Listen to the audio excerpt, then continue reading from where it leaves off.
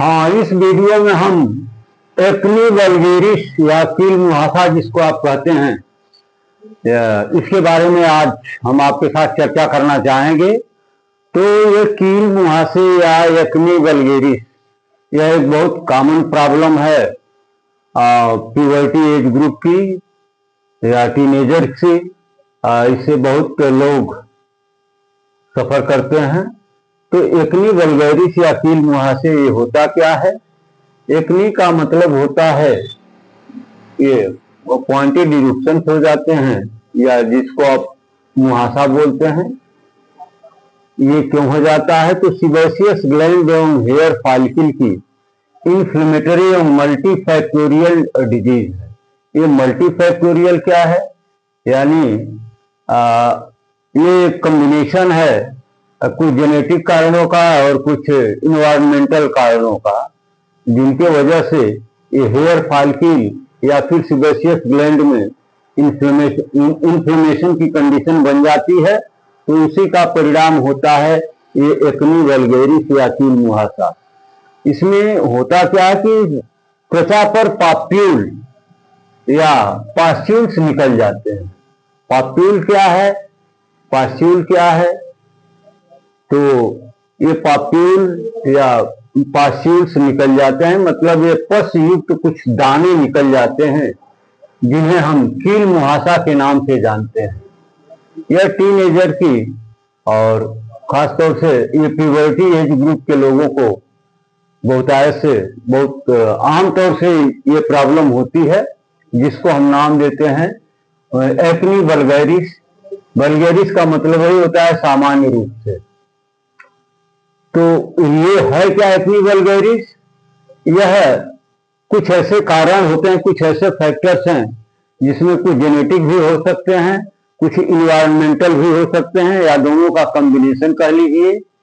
तो इनकी वजह से जो ये हेयर फॉलिकल्स होते हैं, यानी बाल की जो जड़ होती है वहां पर, और फिर उसके इर्द गिर्द बहुत सारी सीबेशियस ग्लैंड पाई जाती हैं, उनमें इन्फ्लेमेशन की कंडीशन बन जाती है, स्वेलिंग हो जाती है, और फिर वो पस्टुलस जिसके वजह से ये कील मुहासे निकल आते हैं। इनमें बहुत सारे पास्ट्यूल्स भी होते हैं, यानी ये पस्टुलस होते हैं, पस युक्त जिसको आप बोलते हैं। तो इसी को हम नाम देते हैं कील मुहासा। ठीक है, अब आप समझ गए होंगे कि कील मुहासा क्या है। यह एक मल्टीफैक्टोरियल यानी कुछ जेनेटिक या फिर कुछ इन्वायरमेंटल या फिर दोनों के मिक्सअप कॉम्बिनेशन से ये एक सामान्य रूप से होने वाली प्रॉब्लम, स्वास्थ्य प्रॉब्लम है, जिसे हम मुहासा कहते हैं। अब एक्ने वल्गेरिस क्या है? तो यह एक्ने का सबसे सामान्य प्रकार है, यानी कील मुहासे का ही एक वेराइटी है, प्रकार है। यह त्वचा की एक सेल्फ लिमिटिंग मल्टीफैक्टोरियल समस्या है, जिसमें कॉमेडोन मुहासे का ही एक प्रकार है, एक नाम दिया गया है। यह मुख्य रूप से चेहरे पर, छाती पर, पीठ के ऊपरी भाग में इनकी उपस्थिति होती है। इनके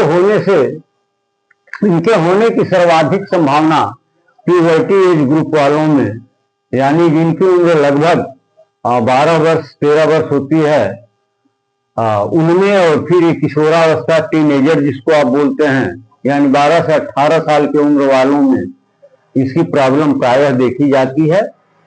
इसमें होता क्या है कि ये खासतौर से चेहरे पर डिसफिंगरिंग की कंडीशन बन जाती है, यानी पेनफुल नोड्यूल्स हो जाते हैं, छोटी छोटी गांठों जैसे स्ट्रक्चर्स निकल आते हैं। इसी को हम कहते हैं एक्ने वल्गेरिस।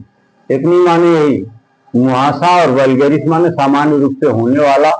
यह एक ऐसी स्वास्थ्य समस्या है जो ये प्यूबर्टी एज ग्रुप वालों को या फिर टीनेजर वालों को, यानी आप कह सकते हैं कि लगभग 12 से 18 साल के बीच की उम्र जिनकी है, उनके चेहरे पर और उनके छाती पर माने चेस्ट पर और उनके पीठ के ऊपरी भाग में इस तरह के ये सेल्फ लिमिटिंग ये मल्टीफैक्टोरियल समस्या पैदा हो जाती है, यानी छोटे छोटे दानों जैसे निकल जाते हैं। कुछ तो पस्टुलस भी होते हैं, कुछ नहीं भी होते हैं। तो इसी को हम नाम देते हैं एक्ने वल्गैरिस। और कभी कभी चेहरे पर ये डिस्फिंगरिंग की कंडीशन बन जाती है, यानी ये छोटे छोटे नोड्यूल जैसे दाने निकल आते हैं, उनमें कभी कभी पस भी भर जाती है, यानी वो पस युक्त हो जाते हैं और कुछ ड्राई भी होते हैं। इसका कारण बताया गया है कि अभी तक इसका असली कारण क्या है, एग्जैक्ट काज क्या है, ये अभी सर्च में सामने नहीं आ पाया है। लेकिन इसके कुछ ऐसे संभावित कारण हैं जिनको हम मान लेते हैं कि इसका कारण हो सकता है, लेकिन वो एग्जैक्ट है भी कि नहीं है ये अभी डिटरमिन नहीं है। तो इसमें जो कारण बताए गए हैं आमतौर से वो होते हैं आनुवांशिकता, यानी हेरिडिटरी काज, यानी मदर फादर पेरेंट्स को अगर इसकी प्रॉब्लम रही है तो बच्चे में भी ये हो सकती है। बहुत सारे लोगों को नहीं भी होती है, लेकिन हेरिडिटरी काज इसको हम मान लेते हैं। और इसका कारण दूसरा क्या बताया गया, सीबेसियस के प्रोडक्शन, सीबा का बढ़ जाना, यानी excessive secretion of sebaceous gland. ये सीबेसियस ग्लैंड क्या करती है, एक सीबा नाम के सबस्टेंस का सिक्रीशन करती है। ये सीबा क्या होता है, एक ऑयली सबस्टेंस होता है जो स्किन को स्मूथ रखने में मदद करता है। तो वो जब सामान्य से इसका प्रोडक्शन अधिक हो जाता है तो इसके वजह से भी एक्ने वल्गैरिस की प्रॉब्लम हो सकती है। और जो कारण बताया गया वो है एंड्रोजन जैसे टेस्टोस्टेरोन की मात्रा का बढ़ जाना। यह मेल का एक हार्मोनल प्रॉब्लम है। टेस्टोस्टेरोन एक हार्मोन है, सेक्स हार्मोन है। इसके सिक्रीशन में भी जब सामान्य से अधिक प्रोडक्शन इसका बढ़ जाता है, सिक्रीशन बढ़ जाता है, तो वो भी कारण बन जाता है एक्ने वल्गैरिस का। और कारण क्या बताया गया है, एक्ने की एक्सेसिव ग्रोथ, यानी इसमें अधिक बढ़ोतरी हो जाए, इंक्रीज हो जाए, तो ये भी कारण बन सकता है एक्ने वल्गैरिस का। और क्या बताया गया, फॉलिकुलर एपिथेलियम का एबनॉर्मल केराटिनाइजेशन आदि।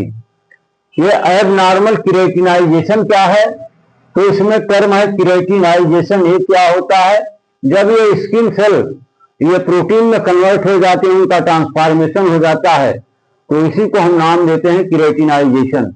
और इसी से बनता है हेयर है, नेल है, ये सब इसी का एग्जाम्पल है। तो फॉलिकुलर एपिथेलियम का एबनॉर्मल केराटिनाइजेशन में कन्वर्ट हो जाना भी एक्ने वल्गैरिस का कारण माना जाता है। इसमें कुछ लक्षण दिखते हैं जिनके आधार पर हम मान लेते हैं कि यह प्रॉब्लम एक्ने वल्गैरिस की है, बाकी और कुछ नहीं है। तो इसमें होता क्या है, लक्षण में क्या क्या आपको मिलेगा, तो इसका प्रभाव मुख्य रूप से चेहरे पर, शोल्डर यानी कंधों पर, चेस्ट पर और पीठ के ऊपरी भाग पर इसके दाने देखे जा सकते हैं, यहीं पर प्रभावित करता है। और दूसरा है सिबोरिया। सिबोरिया का मतलब ये जो त्वचा है ये सामान्य से अधिक ऑयली दिखने लगती है, क्योंकि इसमें सिबोरिया का मतलब ये सीबेसियस, सीबा का सिक्रीशन सामान्य से अधिक हो जाना। और क्या इसमें बताया गया है कि ये स्किन पर कमोडोन्स, कमोडोन्स क्या है, यह इसी का कील मुहासे का ही एक प्रकार है, बाकी और कुछ नहीं है।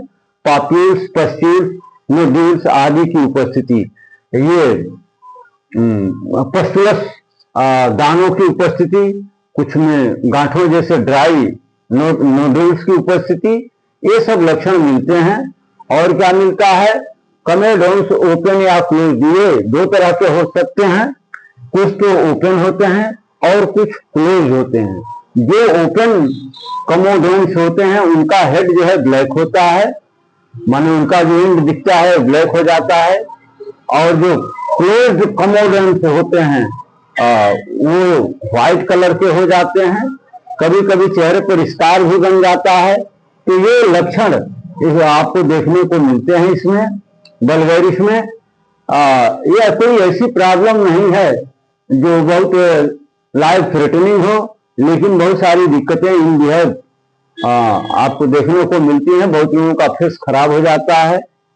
तो इसका निदान आप कैसे करेंगे, तो रोगी के लक्षणों के आधार पर एट प्रेजेंट रोगी में जो पीड़ित व्यक्ति है उसमें जो लक्षण दिख रहे हैं उसके आधार पर हम मान लेते हैं कि एक्ने वल्गैरिस की ही प्रॉब्लम है। और क्या होता है,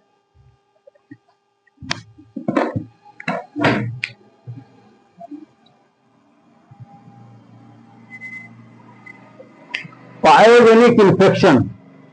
पायोजेनिक इन्फेक्शन का पता लगाने हेतु हमें क्या करना पड़ता है, स्वाब एग्जामिनेशन करता है। यानी ये पायोजेनिक इन्फेक्शन है या कुछ और है या नहीं है, जो भी है, तो पायोजेनिक का मतलब होता है वही पस्टुलस। तो क्या बहुत सारे आपको ऊपर बताया गया कि ड्राई भी होते हैं, नोट जैसे ड्राई नोट्स होते हैं वैसे होते हैं, और कुछ ऐसे होते हैं जिनमें पस भर जाता है। तो ये पायोजेनिक इन्फेक्शन का पता लगाने के लिए हमें क्या करना पड़ता है, स्वाब एग्जामिनेशन, यानी उसका हम फाहा बना करके लैब में टेस्टिंग करा लेते हैं। और क्या करते हैं, इंडोक्राइनोलॉजिकल प्रभाव का निर्धारण करते हैं। ये हमें एग्जामिन करना पड़ता है कि कहीं यह इंडोक्राइनोलॉजिकल मतलब ये हार्मोनल प्रॉब्लम तो नहीं है। और क्या है, तो ये लक्षण, ये मुख्य लक्षण है निदान जो हम करते हैं, इन्हीं के आधार पर इसका निदान करते हैं। निदान करने का आधार सबसे पहला क्या बताया गया, रोगी में एट प्रेजेंट जो लक्षण दिखते हैं उसको हम आधार बनाते हैं। फिर पायोजेनिक इन्फेक्शन का पता लगाने हो हमें स्वाब बना करके उसका एग्जामिनेशन परीक्षण करना पड़ता है। फिर इंडोक्राइनोलॉजिकल प्रभाव का निर्धारण करना पड़ता है कि कहीं ये हार्मोनल प्रॉब्लम तो नहीं है। अब ये सारी बातें अगर हो ही गई तो फिर हमें इसके लिए करना होता है क्या, कैसे इसको हम मैनेज करेंगे, क्या मेडिकल मैनेजमेंट देंगे ताकि पीड़ित को उससे राहत मिल सके। तो मेडिकल मैनेजमेंट के लिए हमें बेंजाइल पेरोक्साइड का प्रयोग हल्के एवं मध्यम लेवल के लिए काफी प्रभावी माना जाता है। जो पेशेंट आपके पास आया है, जो पीड़ित या रोगी आपके पास आया है, मेडिकल मैनेजमेंट में आप क्या करेंगे इसके लिए, तो एक ड्रग का नाम दिया गया है कि बेंजाइल पेरोक्साइड का प्रयोग हमें इसमें करना चाहिए। लेकिन ये बहुत सीवियर कंडीशन के लिए बहुत प्रभावी नहीं होता है, लेकिन जो माइल्ड या मॉडरेट ग्रेड के एक्ने होते हैं उसमें इसका लाभ काफी अच्छा मिलता है, प्रभाव इसका काफी अच्छा माना जाता है। दूसरा है रेटियोनिक एसिड, ये एंटी इंफ्लेमेटरी होते हैं तथा सीबम प्रोडक्शन को रोकते हैं। यह एक एसिड है जिसका हम प्रयोग करते हैं, रेटियोनोइक एसिड। ये करता क्या है कि एंटी इंफ्लेमेटरी इसका नेचर है, यानी जो वहां पर स्वेलिंग हो गई है, इसको प्रयोग करने से स्वेलिंग में कमी हो जाती है, इन्फ्लेमेशन में कमी हो जाती है। और ये जो अत्यधिक सीबा के प्रोडक्शन से प्रॉब्लम होती है, तो सीबा के एक्सेस प्रोडक्शन को भी यह कंट्रोल करता है और उसको नॉर्मल की तरफ ले आता है। कौन, रेटिनोइक एसिड। तो कील मुहासों में हम रेटिनोइक एसिड का प्रयोग अगर करते हैं तो उसमें जो इन्फ्लेमेशन है, ये फॉलिकल, ये हेयर फॉलिकल के सेबेसियस ग्लैंड में ये जो इन्फ्लेमेटरी कंडीशन बन जाती है तो उसको कंट्रोल करता है। कौन, रेटिनोइक एसिड।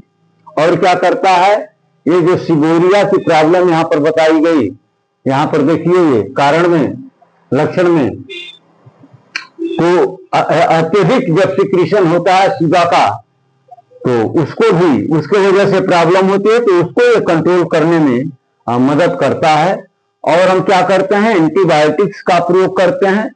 एंटीबायोटिक में खास तौर से हम क्या क्या प्रयोग करते हैं, इरिथ्रोमाइसिन का, टेट्रासाइक्लिन का, क्लिंडामाइसिन का या डॉक्सीसाइक्लिन का। वैसे तो और भी बहुत सारे एंटीबायोटिक यूज किए जाते हैं, लेकिन ये फ्रंट लाइन एंटीबायोटिक ड्रग्स हैं जिनके प्रयोग से एक्ने वल्गैरिस में हमें पेशेंट में काफी लाभ देखने को मिलता है। लेकिन ये होना चाहिए कि अगर आप एंटीबायोटिक का यूज करते हैं तो इसका यूज लगभग 3 महीने तक कंटिन्यूसली करना होगा, तब जाके पेशेंट को प्रॉपर लाभ मिल पाएगा। और हमें क्या करना चाहिए, यदि ये हार्मोनल है तो फिर हमें हार्मोनल थेरेपी देनी होगी। एक हार्मोन आता है ईस्ट्रोजन, इस ईस्ट्रोजन के माध्यम से हम एक्ने वल्गेरिस के पेशेंट को लाभ दे सकते हैं। और क्या करना चाहिए, एजिलेक एसिड तथा सैलिसिलिक एसिड जैसे ड्रग का भी प्रयोग किया जाता है। ये सैलिसिलिक एसिड का तो स्किन के प्रॉब्लम में बहुत ही महत्वपूर्ण रोल होता है, काफी प्रभावी ड्रग माना जाता है। तो इस तरह से ये एक्ने वल्गेरिस या जिसको आप कील मुहासा कहते हैं, इसके बारे में बहुत कुछ आपको बता दिया गया है। इसका नर्सिंग मैनेजमेंट हम अगले एपिसोड में लेकर के आएंगे, लेकिन आइए फिर एक बार सरसरी तौर पर इसको हम रिपीट कर लेते हैं कि एक्ने वल्गेरिस है क्या, और इसका कारण क्या है, इसका लक्षण क्या है, इसका निदान क्या है, इसका मेडिकल मैनेजमेंट क्या है। ठीक है, तो एक्ने वल्गेरिस क्या है, यह सीबेशियस ग्लैंड, ये जो सीबा सिक्रीट करने वाली, सीबा क्या है, एक ऑयली सिक्रीशन होता है जिससे त्वचा स्मूथ रहती है, मुलायम रहती है, क्रैकनेस से बचाती है। तो सीबेशियस ग्लैंड और जो हेयर फॉलिकल्स होते हैं, इनमें इन्फ्लेमेशन की कंडीशन बन जाती है, यानी इनमें इन्फ्लेमेशन हो जाता है, जिसका रिजल्ट क्या मिलता है, एक्ने वल्गेरिस के रूप में मिलता है। तो ये जो इन्फ्लेमेटरी एवं मल्टी फैक्टोरियल डिजीज है, इन्फ्लेमेशन और मल्टी फैक्टोरियल क्या है, तो ऐसे कुछ फैक्टर्स हैं जो या तो जेनेटिक होते हैं या फिर इन्वायरमेंटल होते हैं, या फिर दोनों के इफेक्ट से ऐसा ये कंडीशन बन जाती है। इसमें होता क्या है, त्वचा पर पाप्यूल या पास्यूल्स निकल जाते हैं, यानी पस्टुलस दाने निकल जाते हैं जिसमें पस होता है, और इन्हीं दानों को हम क्या नाम देते हैं, कील मुहासा का नाम देते हैं। अब आइए एक्ने वल्गेरिस है क्या। तो एक्ने वल्गेरिस एक सामान्य श्रेणी का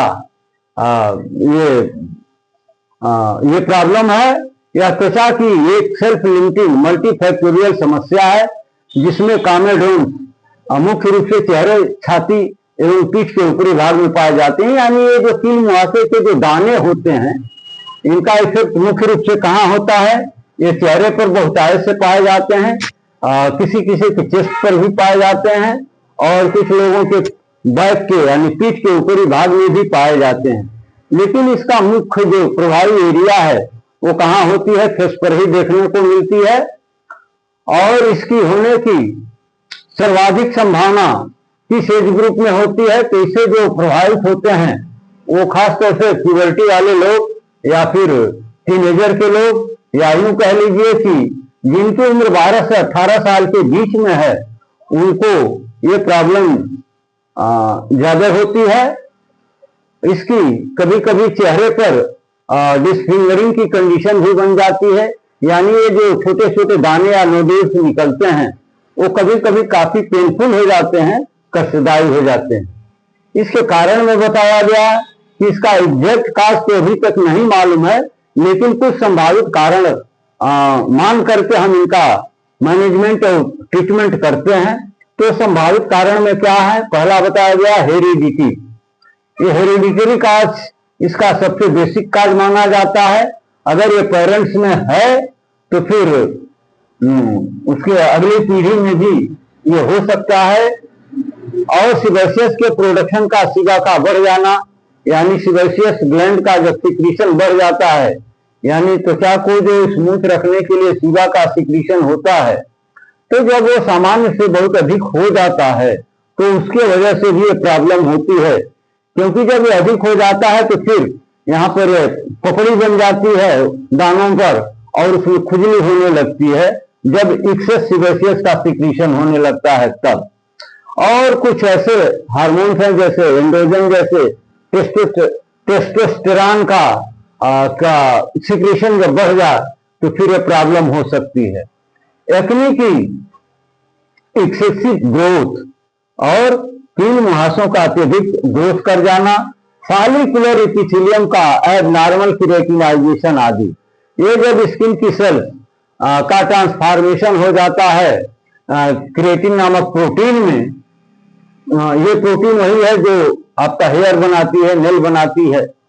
तो इस तरह की ये भी एक कारण माना जाता है इसका। इसमें लक्षण आपको क्या क्या मिलते हैं? इसका प्रभाव मुख्य रूप से, इसका लक्षण मुख्य रूप से चेहरे पर, शोल्डर पर, चेस्ट पर, पीठ के ऊपरी भाग पर देखने को मिलता है। और इसमें क्या लक्षण मिलता है? सिबोरिया का लक्षण, यानी ये जो सीबेशियस ग्लैंड का ऑयली सिक्रीशन सीबा होता है, उसका सिक्रीशन सामान्य से बहुत अधिक दिखने लगता है। और रिजल्ट क्या होता है कि स्किन पर कॉमोडोन्स, पाप्यूल्स, पास्ट्यूल्स, नोडुल्स आदि की उपस्थिति दिखाई देने लगती है। कॉमोडोन्स यह है क्या? एक नाम है, ये वैरायटी है इसकी और कुछ नहीं है। और ये दो तरह के होते हैं, एक ओपन होता है, एक क्लोज होता है। दोनों में अंतर क्या है? जो ओपन कॉमोडोन्स होते हैं वो ब्लैक हेड होते हैं, यानी उनका रंग काला हो जाता है। और जो क्लोज्ड कॉमोडोन्स होते हैं उनका हेड व्हाइट होता है, सफेद होते हैं।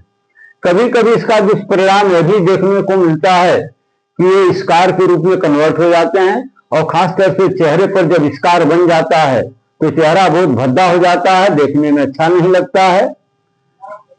तो ये लक्षण इसके मिलते हैं। अब जब इतने लक्षण मिलते हैं तो फिर हमें इसका निदान करना होगा कि वास्तव में एक्ने वल्गैरिस की ही प्रॉब्लम है या फिर कोई कुछ और है। तो निदान के लिए हमें क्या करना चाहिए? रोगी में जो एट प्रेजेंट लक्षण दिखते हैं उनको आधार बना करके निदान करना चाहिए। फिर पायोजेनिक इन्फेक्शन का पता लगाने के लिए, पायोजेनिक का मतलब है पस्टुलस, पस इन्फेक्शन का पता लगाने के लिए हमें रुई का, कॉटन का स्वाब बना करके उसका एग्जामिनेशन करना चाहिए। फिर ये भी पता करना चाहिए कि कहीं यह इंडोक्राइनोलॉजिकल यानी हार्मोनल दुष्प्रभाव के कारण तो ऐसा नहीं हो रहा है। अब ये सारा कुछ हो ही गया तो फिर हमें मेडिकल मैनेजमेंट में क्या करना होगा? हम क्या ऐसा मेडिकेशन करें ताकि पीड़ित को आराम मिले? तो इसमें एक आता है बेंजाइन पेरोक्साइड। अगर आप बेंजाइन पेरोक्साइड का प्रयोग करते हैं यानी पीड़ित को यूज कराते हैं तो उसको लाभ तो मिलेगा, लेकिन ये सीवियर कंडीशंस में इसका बहुत प्रभाव नहीं मिल पाता है। लेकिन जो माइल्ड और मॉडरेट श्रेणी के वल्गैरिस ये एक्ने हैं उनमें इसका जबरदस्त लाभ दिखता है, लाभ मिलता है। और दूसरा जो है रेटिनोइक एसिड एक आता है, इसका काम होता है इन्फ्लेमेटरी, एंटी इन्फ्लेमेटरी फंक्शन इसका होता है, यानी फॉलिकल के जड़ों में जो इन्फ्लेमेशन हो जाता है और ये सीबेशियस ग्लैंड में जो इन्फ्लेमेशन की कंडीशन बन जाती है उसको ये कंट्रोल करता है। और क्या करता है? सिबोरिया को ये रोकता है, यानी सीबा का जो एक्सेसिव सिक्रीशन होने लगता है जिसके वजह से जलन वाली और पस्टुलस ये दाने निकल जाते हैं, उनको ये कंट्रोल करने में मदद करता है। और हम इसमें बहुत सारे एंटीबायोटिक्स का भी प्रयोग करते हैं जिससे पीड़ित व्यक्ति को लाभ मिलता है। तो एंटीबायोटिक श्रेणी में मुख्य रूप से इरिथ्रोमाइसिन, टेट्रासाइक्लिन, क्लिंडामाइसिन, डॉक्सीसाइक्लिन ये फ्रंट लाइन के एंटीबायोटिक्स हैं जिनके प्रयोग से व्यक्ति को काफी लाभ मिलता है। हालांकि इसके अलावा भी बहुत सारे एंटीबायोटिक्स हैं जिनका अगर आप प्रयोग करते हैं तो उससे पीड़ित को लाभ मिलेगा। लेकिन एक बात आपको ध्यान में रखनी होगी, यदि आप एंटीबायोटिक्स का यूज कर रहे हैं तो ये ट्रीटमेंट थेरेपी कम से कम लगातार 3 महीने तक आपको प्रयोग करना चाहिए, तब जाके पीड़ित को प्रॉपर लाभ मिल पाएगा। अगर हार्मोन के वजह से ये एक्ने वल्गैरिस की प्रॉब्लम है तो ऐसे पीड़ित को हमें हार्मोनल थेरेपी देनी होगी।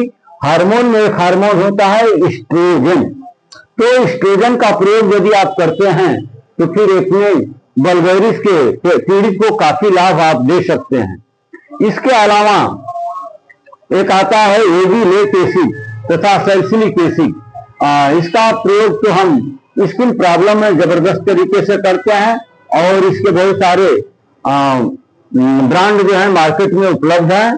सैलिसिलिक एसिड और एविलेट एसिड का प्रयोग करने से एक्ने वल्गैरिस के पीड़ित को काफी लाभ मिलता है।